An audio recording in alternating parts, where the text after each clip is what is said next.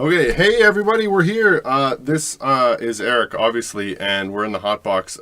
Thanks for listening.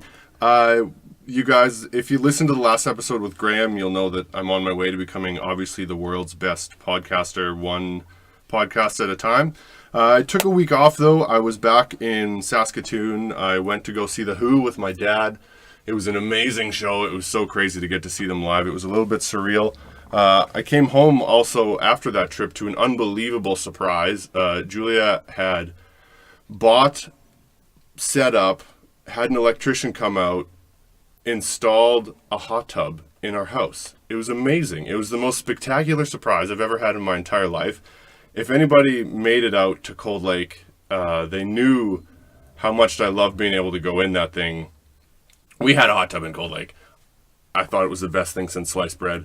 We moved out here, didn't have one, didn't think I was going to get one again for a really long time. So it was an amazing surprise. So anybody that wants to come out to Kelowna, bring your bathing suits. Anyway, today, a very special guest, my friend Seb is here, and he's agreed to talk to me about his passions for astrology and numerology. It's something I know very, very, very little about, but we'll get into it, and hopefully by the end of it, everybody will know just a little bit more. So here we go. Let's get started.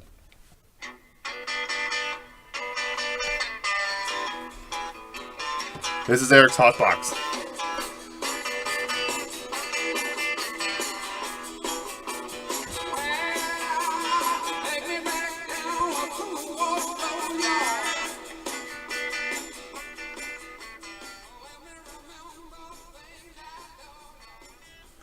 All right. Welcome, Seb. Thank you very much indeed. I appreciate it. Hey, no problem. So we're talking today about numerology and astrology. What is it? Good question. To me, it's the truth. To me, it's basically it's what makes me excited, and it's what makes me tick, and it's what makes me sort of get up in the morning. It holds the keys to your personality, and it holds the secrets of the universe and how to bring them into your life and make the most of who you are. Whoa. That's heavy. That's pretty intense for something that people are learning in books and stuff. How did you get started with it? What brought it into your life?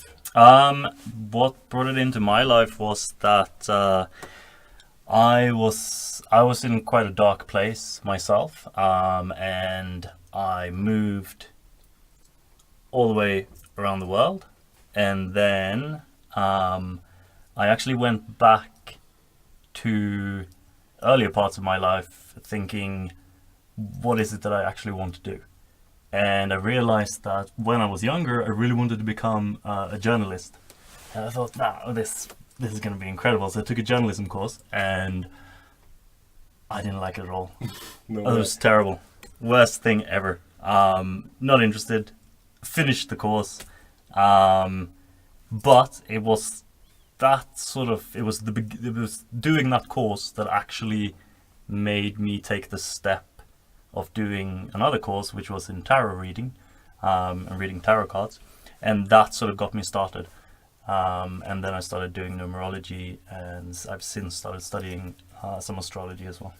Did you have like a background in it growing up? Like, was it something that your family was into, or was it just totally an organic thing that kind of sprung up? I think I've always been fascinated by magic. Mm-hmm.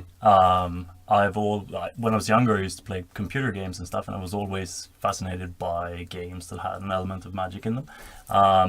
But then I realized that magic is all around us, and magic is actually, it actually exists in the real world. So when you can experience it for yourself, why not do that rather than, play a computer game? Okay, what kind of magic have you seen in the world? I see a lot of synchronicity. I see a lot of symbols and messages that sort of come to us when we need them. If you're open to receiving them, they're there for you to see, and they'll guide you along your path. Okay. Now, is there, I guess, is this a way that you've found that kind of allows you to see what kind of messages are there? Like, how did these ideas, this study become such a big part of your life? Like, I understand said you were passionate about magic and didn't enjoy your class in journalism. Usually when you try something for the first time, it takes a little while for you to get revved up. I wasn't born a Batman fan. Right. I grew into one. Right. I think there had when I was 14, I took a work experience job at a new age shop in my hometown in Sweden, and that's something that I didn't think about for a long time. But then, having started studying this kind of stuff, I thought back on that as well and thought that, well, that was the beginning of something which has now potentially it's matured, and now it's sort of come full circle, and it's become something that I am more deeply interested and passionate about than I was back then. But it was still, that was maybe the seed or the beginning. The lady who worked in that shop, she printed an astrology chart for me, and by some miracle that survived all these years, and I've got it in my possession now, and I still look at it with fascination. So when you say she printed an astrology chart for you, what does that mean? What was on it?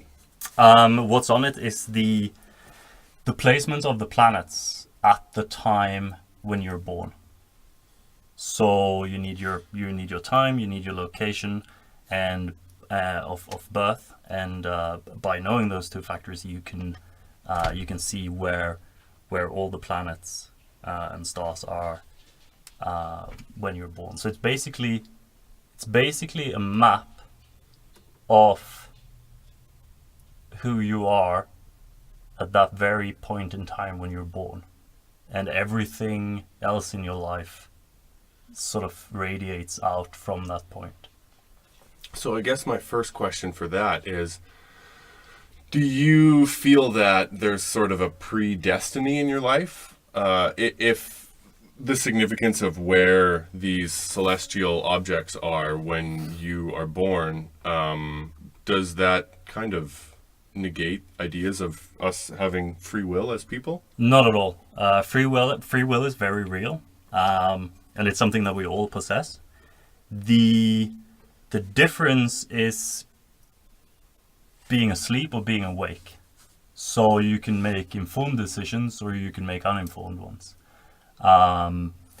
And also there is a sort of, so there is the path of least resistance and the path of more resistance, if you will. And so by letting the stars and the elements and the planets guide us, we naturally follow the path of least resistance, which brings us into contact with our higher self and our purpose. You can choose to go the harder way, but it's not going to be as conducive for your experience in this lifetime. Interesting. So you're saying you can still try and achieve the same goals, but there's ways for you to utilize things that you've studied to help you get to those goals faster and more efficiently? Yeah, you might not even want to achieve the same goals. You might have different goals. So but the goal which lies in your path, which is sort of predestined, if you will be one that continually keeps cropping up in your lifetime, one that you want naturally to strive for. You might not accept that in this lifetime, or you might not actively strive for it. You might be seeking another path or going towards another goal, but it'll make the experience of this lifetime something completely different, and something which might not be what your soul needs. That's interesting. So you mentioned the difference between being what you call asleep and what you call awake. Mm-hmm. I'm assuming that has to do with whether or not you're able to recognize what those signs and symbols are that you see coming at you or not. Yes. Do you consider yourself awake? I consider myself partly awake. Interesting. How do you determine that? I don't think that anyone is entirely awake until they basically become everything that there is. Whoa. Yeah. That'd be hard to do. Yes. Which is why you have a cumulative experience of many lifetimes to achieve something that extraordinary. Interesting. Okay, many lifetimes. Let's get into that. What is that a belief system throughout things like numerology that is pretty like cemented into the canon? I guess it is. I mean, it is definitely an ancient belief. It appears a lot more in Hinduism and Buddhism than it does in traditional sort of Christian beliefs. Sure, that's more like a karmic Western sort of society. Reincarnation. Yes, and so it is definitely cemented into the more sort of new age part of spirituality, if you will. Yeah. So I guess it's sort of up to each and every one of us to sort of decide whether it's something that suits them as a belief system, but I find it difficult personally to see how one lifetime can be all there is.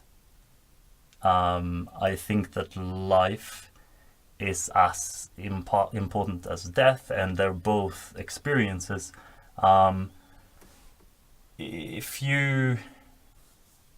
Sorry, I've lost my train of thought. But no, that's okay. You were just talking about how, I guess they're related and they kind of roll into each other. Is that what you're saying? I suppose it's such an intriguing concept because nobody knows what's coming next, really. You know, there's never been somebody that, allegedly, religions have started because people have come back as zombies. But, you know, I guess that's the big mystery. So what parts of the things that you've studied have cemented the idea that reincarnations are possible? Like, what's convinced you that that's a real thing or something that is a part of your belief system? Good question. To me, it's not really something that I've actively sort of thought about. It's just something that organically has kind of become such a natural way of looking at things that it isn't even really something that I question anymore. There are certain things that I want to maybe achieve in this lifetime, but that I am potentially not meant for in this lifetime, but I feel like I will be able to achieve it in a different lifetime. And so that's something that I aspire to, not in this lifetime, because I feel like that invites frustration into my life. And so instead, I sort of put that on the list for maybe next life or the life after that or what have you. And by doing that, I can sort of still find contentment and fulfillment in this lifetime with what I'm doing. Okay, that's... Do you know... Not knowing is a silly way of putting that. Do you feel like your next lifetime you will get the memo of the things you wanted to accomplish as this lifetime you? I think any sort of successive lifetime is in part a product of your previous lifetime, but it doesn't in any way define you. If that makes sense. That does make sense. So you mentioned you try not to focus on accomplishing every single thing that you want to do because it invites frustration into your life. Is that in a way related to trying to study those clues, hints, tips, and tricks that you're getting from astrology, tarot card reading, numerology? do you feel like those things are represented in the readings that you do, where you can say, well, this might be something that I want to accomplish, but it might have to be something that gets put off to some unknown future or whatever? Do you feel like those things are related? Um, I do, and I also feel like it just gives you a sense of peace, a sense of knowing that everything might not be for you in this lifetime, and that's okay. Yeah, that is okay. This stuff is really foreign to me. So formulating questions is difficult for something that I'm not as familiar with. Have you experienced kind of a mentorship program with your journey through it? When you started, I'm assuming you had just as many questions about it as everybody else. Who were your gurus that you looked up to when you first got into it? Okay, so I had when I lived in Australia, I found a gentleman who taught tarot classes, and he also taught sort of spiritual practices and numerology as well. He was from South Africa and had been doing it for a long time, so he was very, very adept at what he was doing.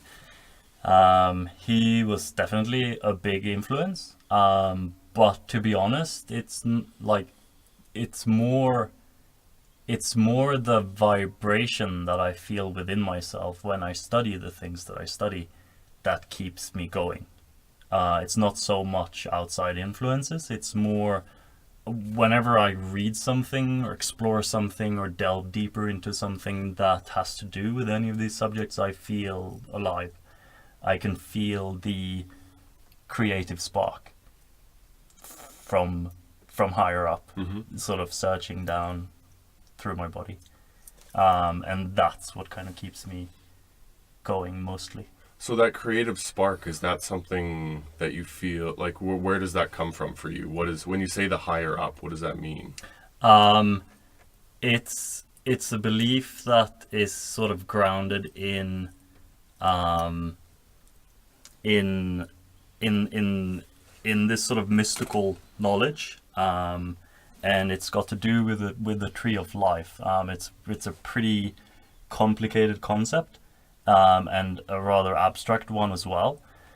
But it's a system where the crown of the world and everything that is pure light, and it's filtered down through different levels and stages of consciousness into the dense manifestation that we experience here on this physical plane, which is the world as we know it.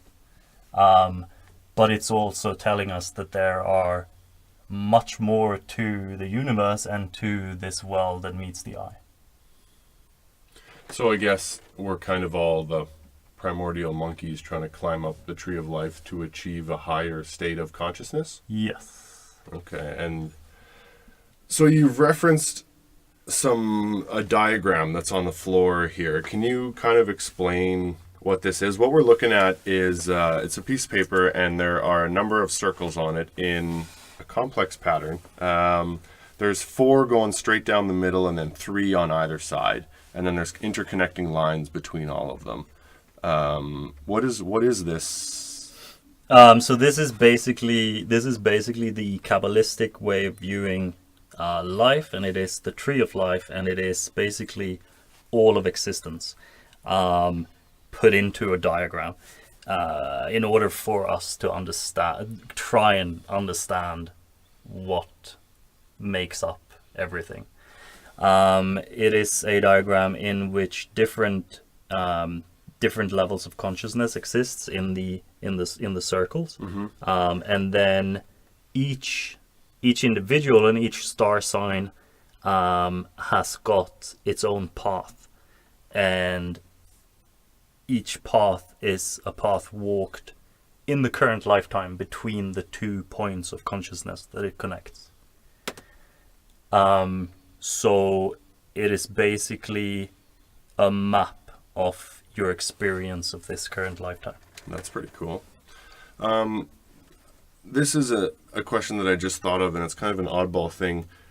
Does your study of astrology, numerology change with the potential discovery of a 10th planet in the solar system on the opposite side of the sun as the Earth that there's more than just conspiracy theories about right now? Has that news entered into it must have entered into the astrology world. Has that changed anything for you? I don't think personally it hasn't. I'm still to delve deeper into astrology to really make sense of all of it. But it will most certainly have an influence on people born more after the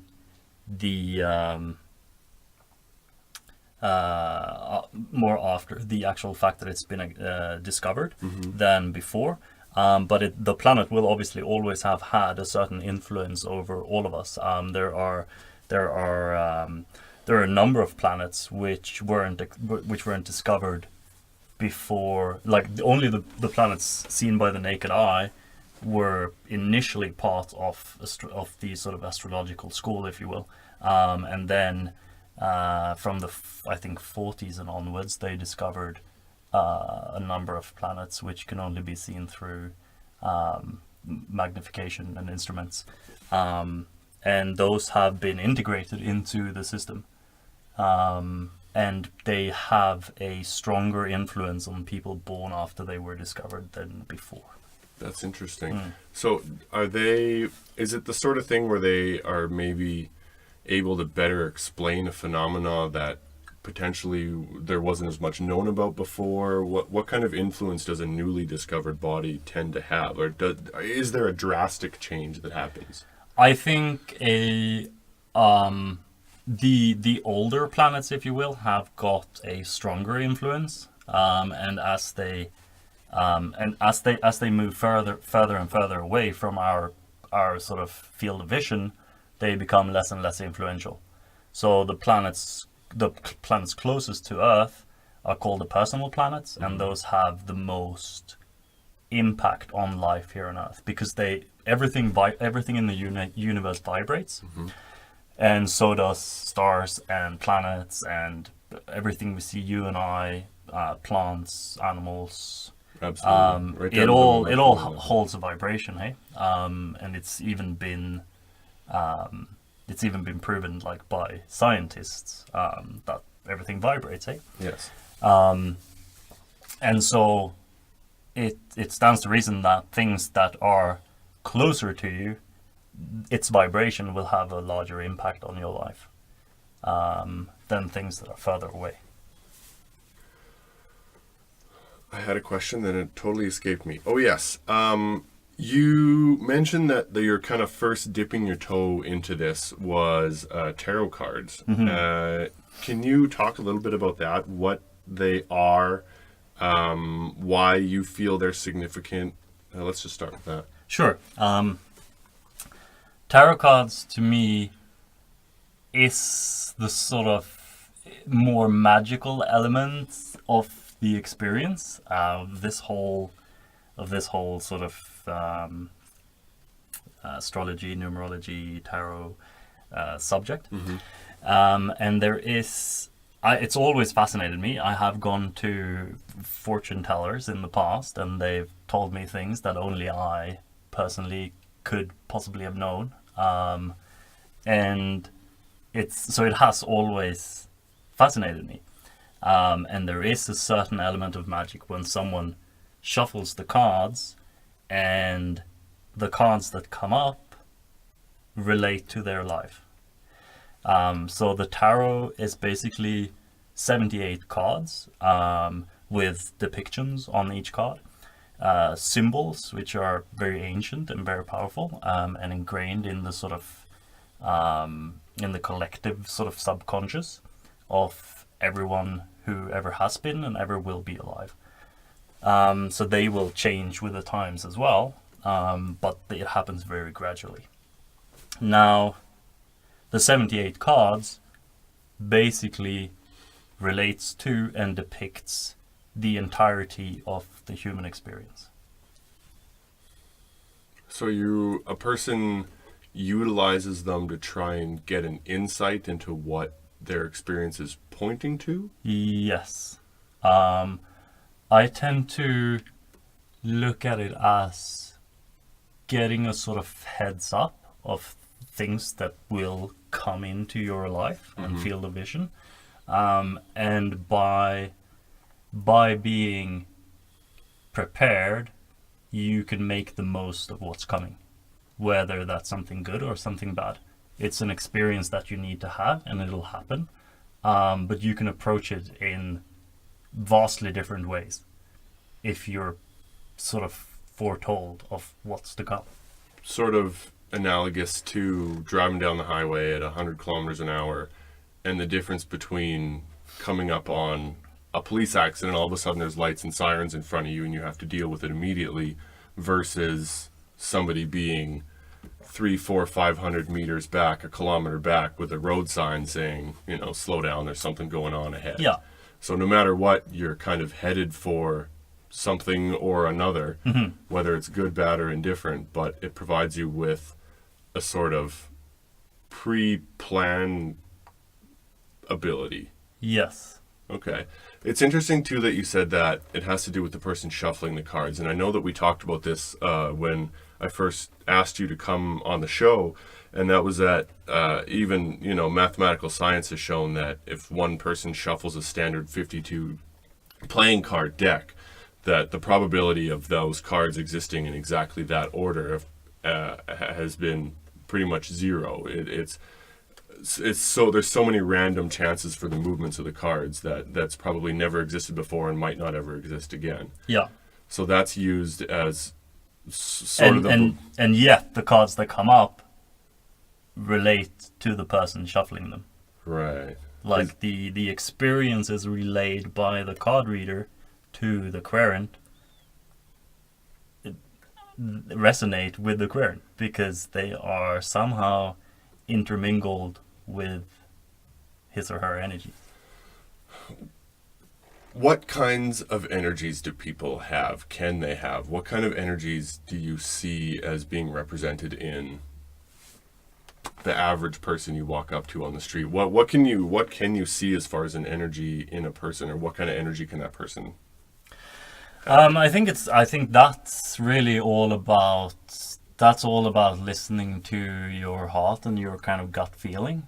Like, I think, and you can be attuned to that, or you can be less attuned to that, but you will instantly, on meeting someone, you will feel most often if they are aggressive or kind or shy, or and these are all energies. There are also behavioral patterns and psychological factors, and it's all sort of all encompassing, but what you feel, but they are essentially energies. When somebody's going through a crisis, I feel like a lot of the times it's easy to try and blame the things that are happening on an outside source in order to mitigate personal responsibility. I feel like a lot of people, some people, tend to try to find ways to blame the things that are going wrong in their life on anyone but themselves. Introspection is a hard thing. I struggle with it a lot all the time. Does relating your existence to the way that cards are shuffled in a deck take away some of the personal responsibility for the things that are going on in your life? I think it opens up.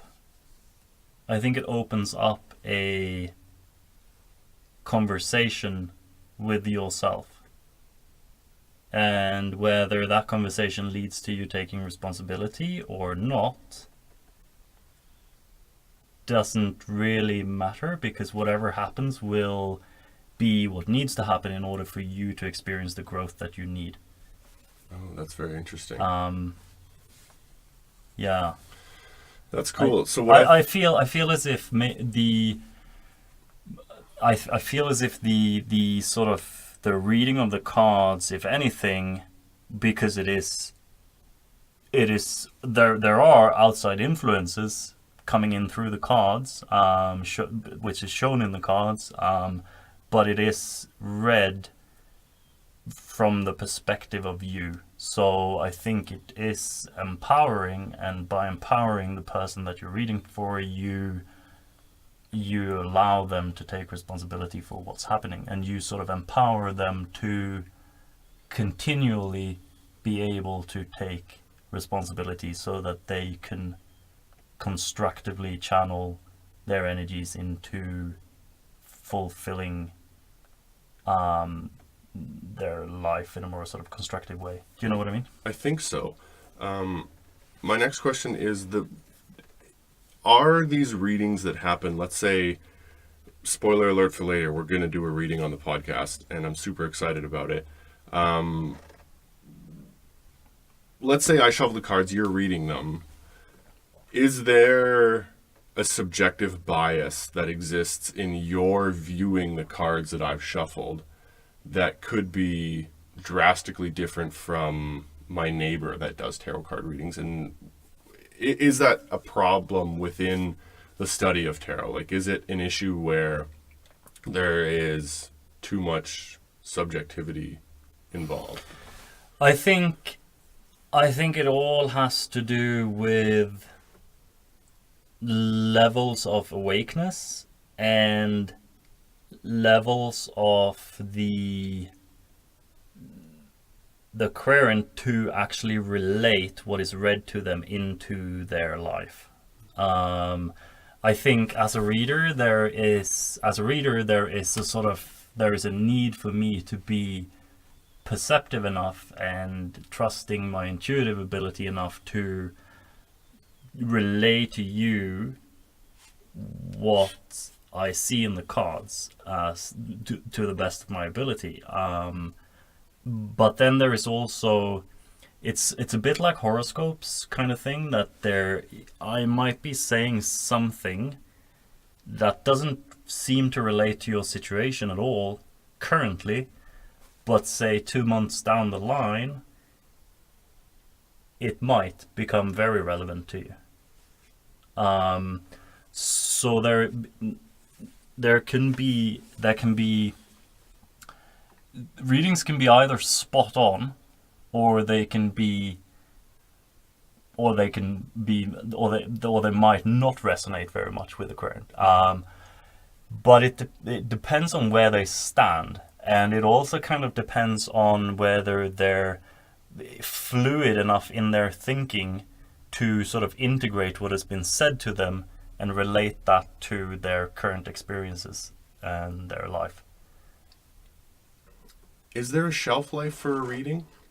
There is, I'd say. Normally, I normally do, like, the longest stretch of time is a year, but most commonly I do 6 months. Okay, so within that time... Because things continuously change, and the experience which is displayed in the cards is the experience you'll have as you're standing in that point of time. Sure. Too many other plates spinning to really rely on it that far into the future. Mm-hmm. You've made a tarot deck. I've helped write the interpretations for a woman who drew her own deck. Okay. You want to talk a little bit more about that? What was involved in that? Involved in that is sort of tuning into each card and writing up the traditional meaning of the card, but also filter in your intuitive sense of what the card might relate to. Okay, so... Typically with a tarot card deck you get the cards, which are 78 in number, and you also get a companion booklet. And in this booklet there is the sort of the general energy of the card and what it relates to, and then the sort of traditional divinatory meanings of the card. Okay, so not every deck is the same in its representation by a writer. Not entirely, No. Okay. Are all the symbols the same across decks? Similar, but again, there are variations. How do you decide? How does one decide what gets put in, what gets left out? Heart. Really? Yeah. The okay, so the same cards will always be included in all decks, but they might look different, and they might have different symbols, and they might have different aspects sort of attached to them. But there is always 78 cards, and there is always 21 major arcana cards or trumps, and then there are and then the rest are divided into 4 suites, and so the basic structure of the deck is always the same, but the symbols and the imagery will depend on the artist and the feeling that they have when they create the card. I think for a lot of people, making a tarot deck is a meditation, and it's exploring. It's partly exploring the universe, but partly exploring yourself. And so, it's basically, I feel as if it's connecting yourself to your higher self and to the creative spark of the universe, and then distilling the feeling you get by doing that into an image, and that image will be representative of the card that you are drawing. Okay, so someone could have a vastly different representation of those cards based on the times in their life that they are creating a deck. Potentially, yes, although the basic structure of the deck remains the same. Oh, okay. Yeah. Okay. Which is why each deck will speak to different people, right? Like there are certain decks that don't appeal to me at all because the imagery is just doesn't appeal to me, and so it'd be difficult for me to use a deck like that because it doesn't flow with who I am. Whereas I might find another deck which really speaks to me because it happens to have the kind of imagery that that sort of relates to my being and who I am in this lifetime, and my level of consciousness and the sort of where I exist at this moment in time. And that might change for me as well as I progress in my life. And so a deck that I was comfortable reading years ago might not be a deck that I'll be comfortable reading years from now. It's a bit like looking at a painting. And some paintings you just instinctively love, and some paintings you just loathe. But that might change over time as well. You know, a 20-year-old isn't necessarily going to like the same picture that they did when they're 60. Certainly. I think everybody can relate to that. Does the imagery that's utilized on these cards, I imagine the difference between a watercolor and a comic book could be there. So is it that wide open for interpretation? Definitely. And then it just sort of depends on the styles of artistic depiction that you like individually. So what was the imagery that drew you to your first deck? What did you like about it?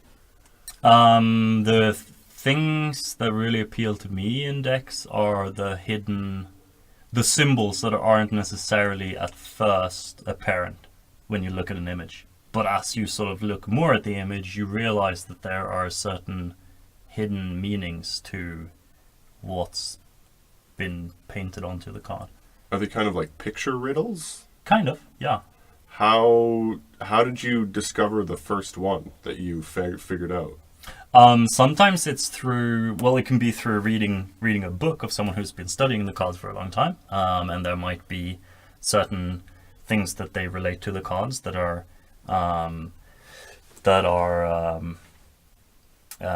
tied into the imagery, or it can be through experience of use, and the deck that you use kind of gets programmed to your being as well, because certain cards in a certain combination can mean a certain thing to you because of your own life experiences, but it might not necessarily mean the same thing to someone else who reads the card. It'll be a different combination of cards which basically represents that experience to them. But the experience that needs to be relayed to the querent will be the experience that the cards depict to me as a reader. Sure. So that is kind of similar to saying that two people could feel 100% different about one song. You know, one person really, really resonates with it and it's their favorite song in the world. Somebody else can't handle listening to it and they don't want to have anything to do with it and they never want to hear it again. Is that sort of like that? Mm-hmm. Yeah, I'd say. Okay. Is there a lot of in-depth study that goes into particular decks? I think there are, as with everything, the entire universe is built on paradoxes, and where we find fulfillment is somewhere in the middle, where you find the answer or the truth, or where you find love, or where you find the grail, or what you're looking for lies in between two extremes, two opposites, two paradoxes. And so, what was your question? Sorry. Is there a lot of in-depth study that goes into particular decks of cards? So I think that there is, because of this, there is certain people will channel everything into the drawing of a deck, everything they have and everything they are, and they will delve really deeply into symbology and astrological aspects relating to the cards, and there'll be a really deep meditative process in the creation of the deck, whereas other people will do the exact opposite and just draw a deck of cards for say commercial purposes. Either of the decks will be as good as the next, because they've come into existence by someone wanting something badly enough, someone being driven by something very personal to themselves, and so a deck that has taken years to produce and a deck that has taken minutes to produce, they can be just as potent as each other. It just depends on the level of how they sort of relate to you as a person. Do you know what I mean? I do. Are there famous decks?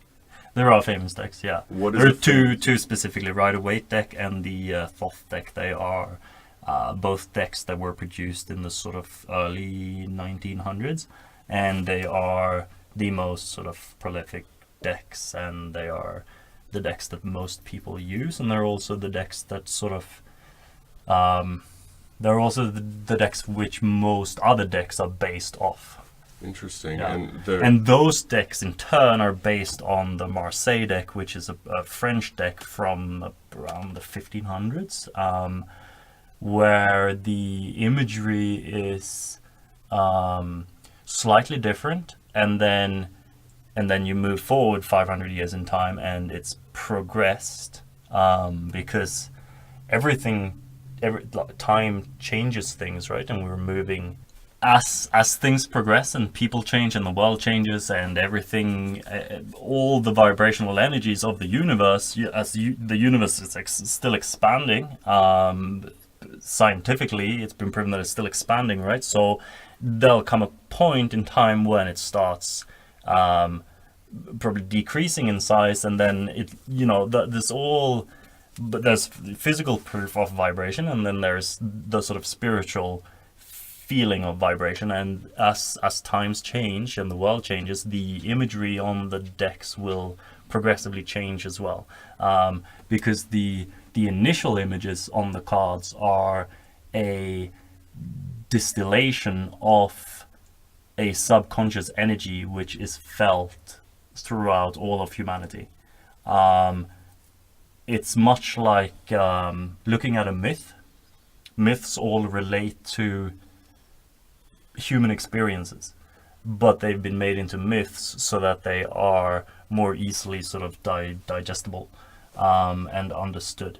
But basically, you can pretty much relate every myth to personal experiences, and so they are also subconscious energies which we all throughout some point in our lifetime experience, and you can then relate them to a myth to better understand them and make sense of what you're experiencing. That's very interesting. That's probably the best analogy I've heard for tarot card readings so far, and one that I relate to personally because, I mean, comic books are modern mythology. The characters are heroes or villains, and they're meant to portray attitudes and ideas that we either want to try to replicate in our culture or that we need to recognize and need to fight to eliminate, as viciously as possible.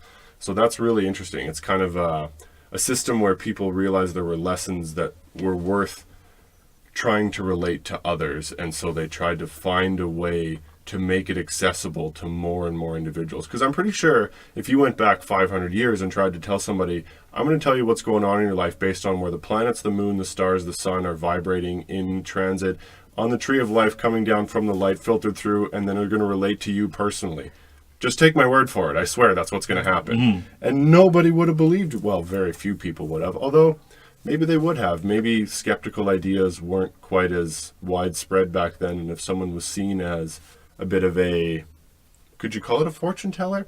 I feel like I don't want to diminish the practice by associating you with, people playing shell games and 3-card Monty and stuff like that on the sides of roads. So is that okay? That's fine. I think it's just a lot of things have been associated with the word fortune teller, and they're not necessarily all positive. But I mean, essentially, you are looking ahead. Sure. I feel as if it's more and more becoming a tool of, like in more modern terms, I think it's more about opening up a conversation between yourself and someone else, and between yourself and yourself, and also, to explore psychological, emotional, mental, all the kinds of aspects that go into a question or a problem or a dilemma. And also, I feel as if a lot of, as time progresses, and as we in modern times, it's used a lot as a tool of self-empowerment and improvement, like personality improvement. Just a different way of understanding who you essentially are, in order to become the most you can be.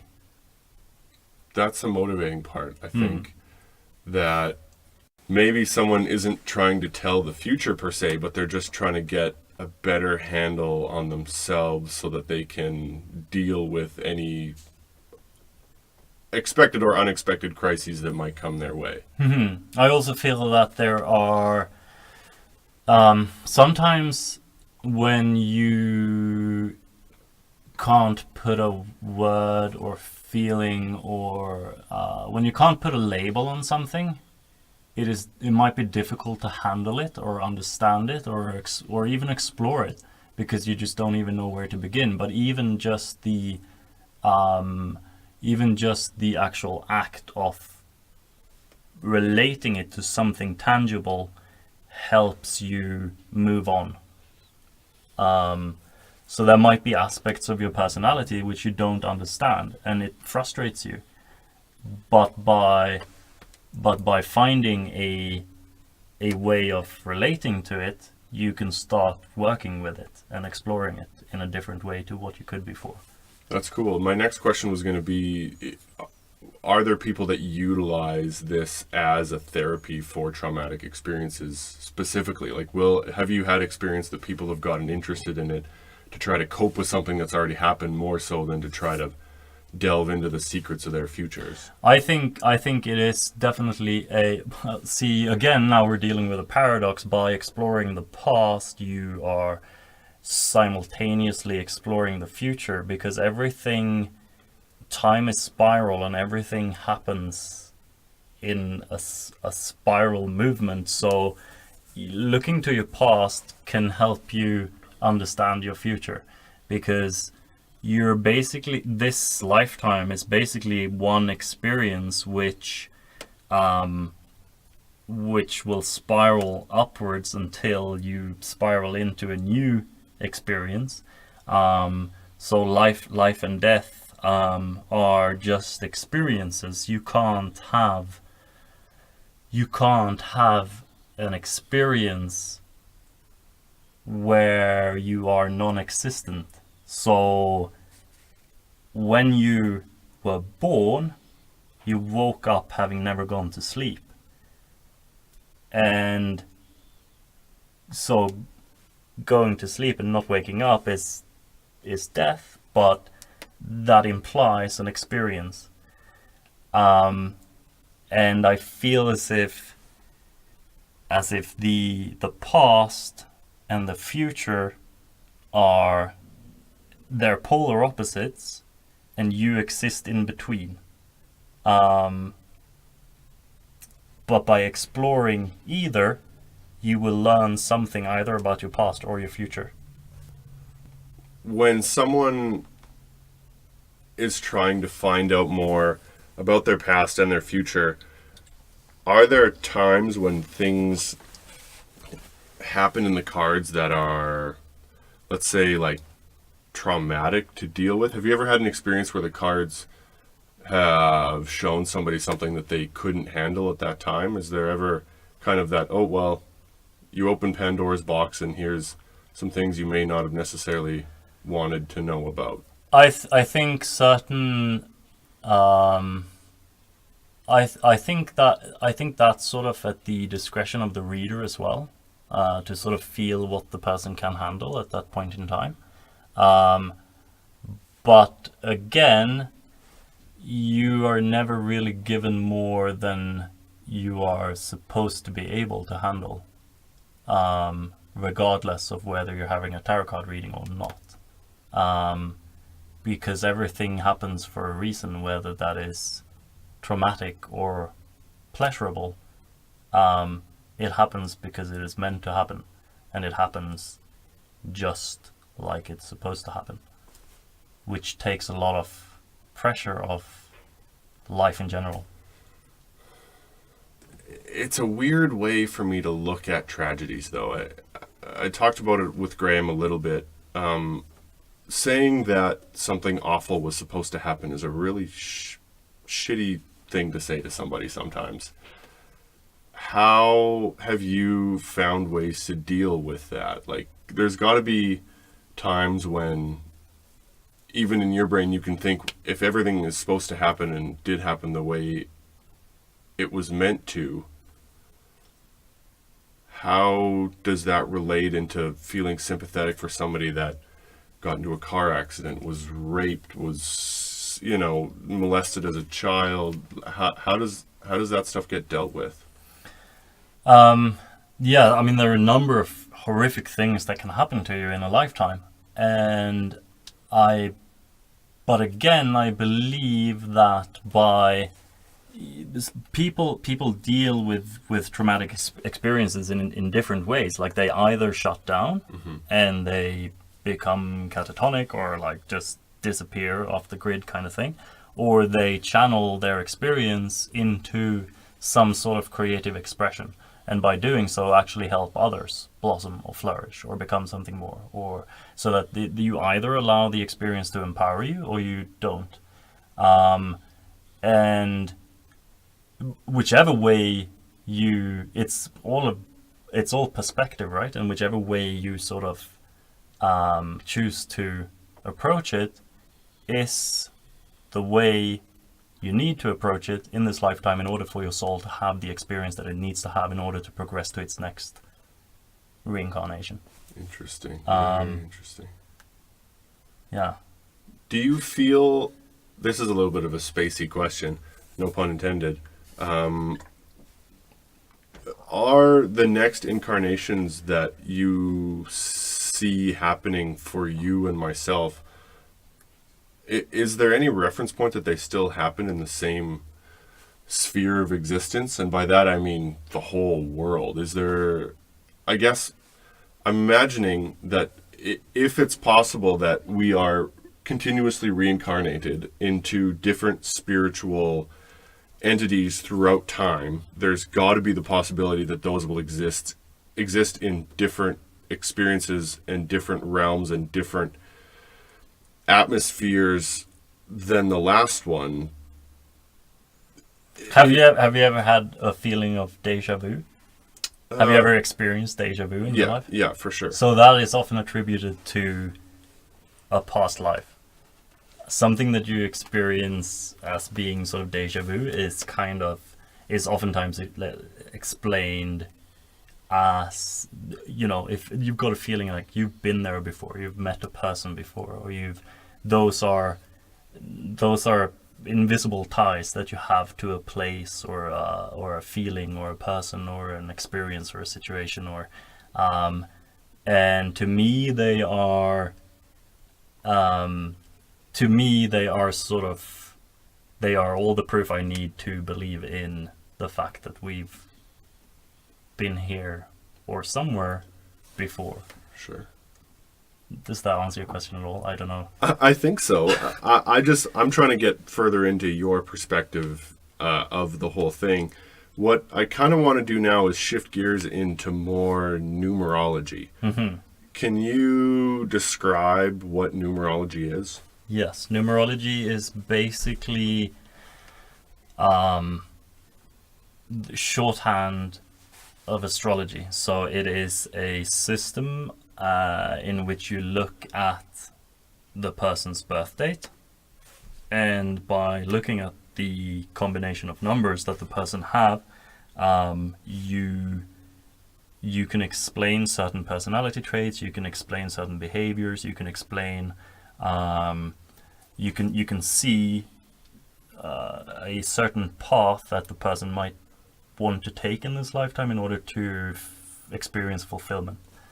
So it is basically looking, again, just like astrology being the overhanging sort of science, when you actually draw out your birth chart, that is the distillation of who you are. It's the universe as it was at the point of in space and time when you were born. And so it is a representation of everything that you are and everything that you can become. The same thing is true for the numbers. Looking at your birth date is related to who you are and what you can become. Okay, how do you start to dissect the numbers of your birth date?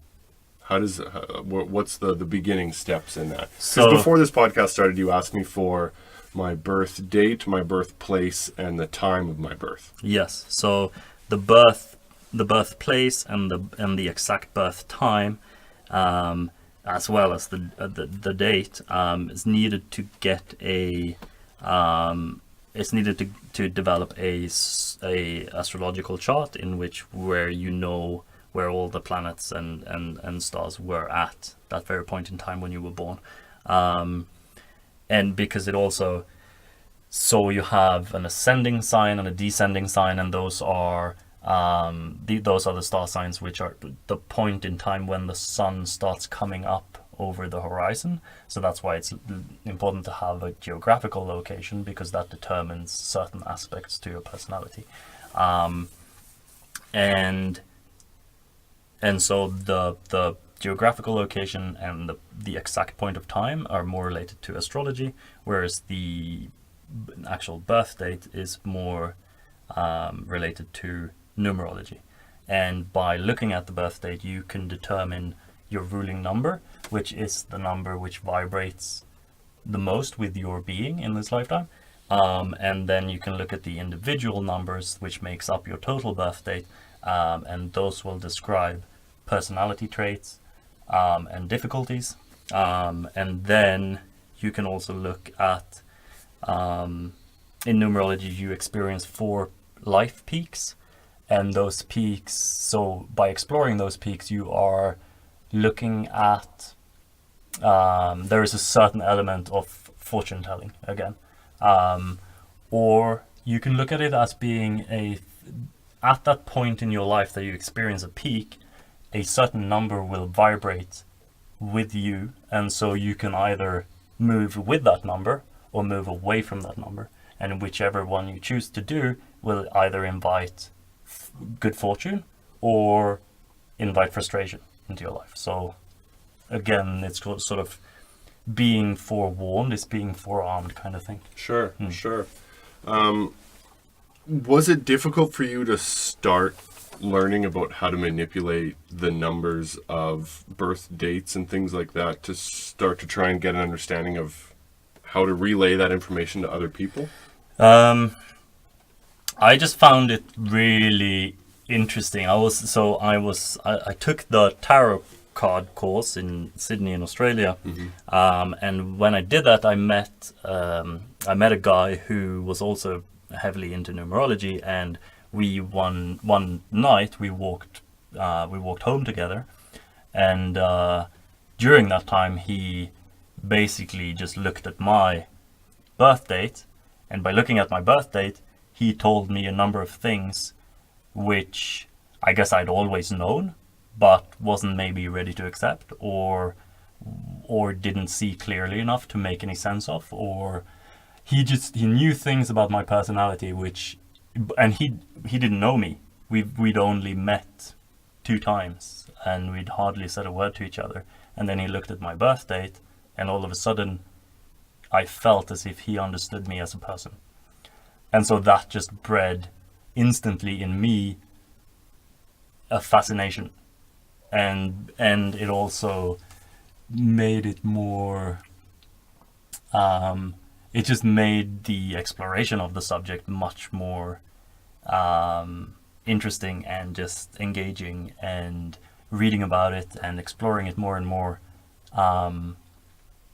was just a wonderful experience. Sure.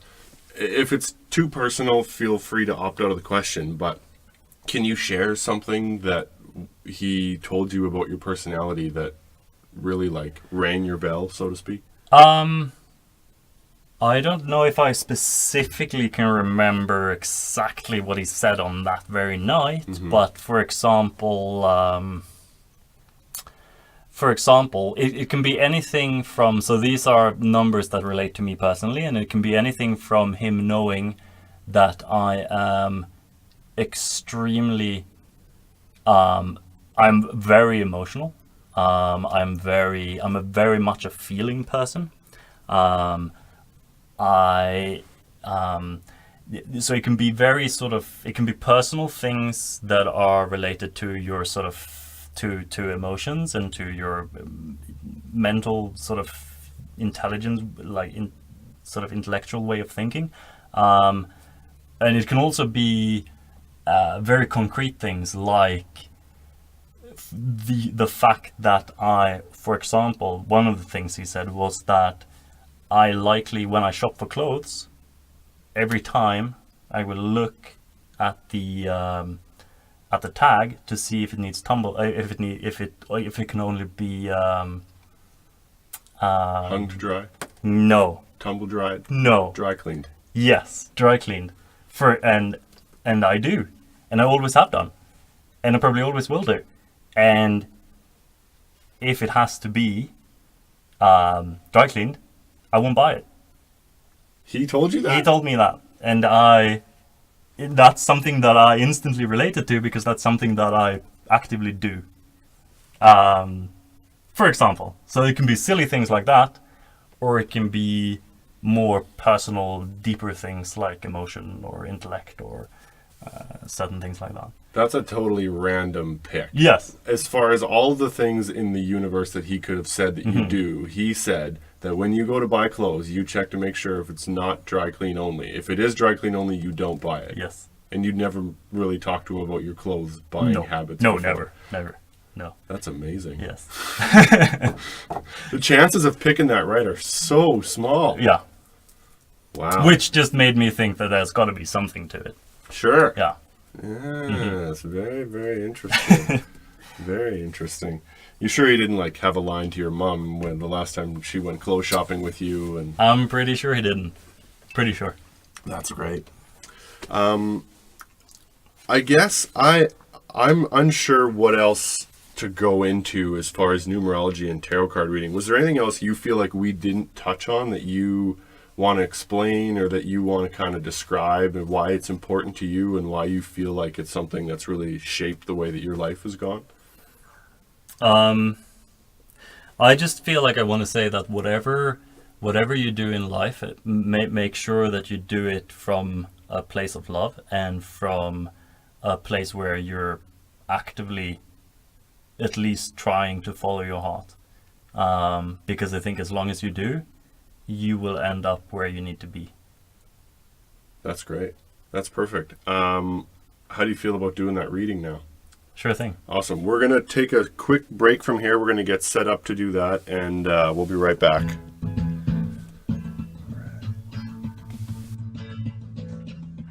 Hey, everybody. Little change of plans. In the interest of making sure I can get people to come back and listen to the next episode, I'm splitting them up. You guys are getting the interview now. You're getting the reading later. I want to thank Seb for coming in and being on the Hot Box. His Instagram is Father of Wands, FATHEROFWANDS, one word. His email, same thing, fatherofwands@gmail.com. You can email me questions, comments, concerns, echalak@gmail.com. Thanks a lot for listening. I'm definitely open to suggestions if you think you've got a friend or you want to come and be on the Hot Box and talk about your thing that you're really into and enlighten everybody. We'll make sure to set something up. So until next time, thanks a lot for listening. Take it easy, everybody.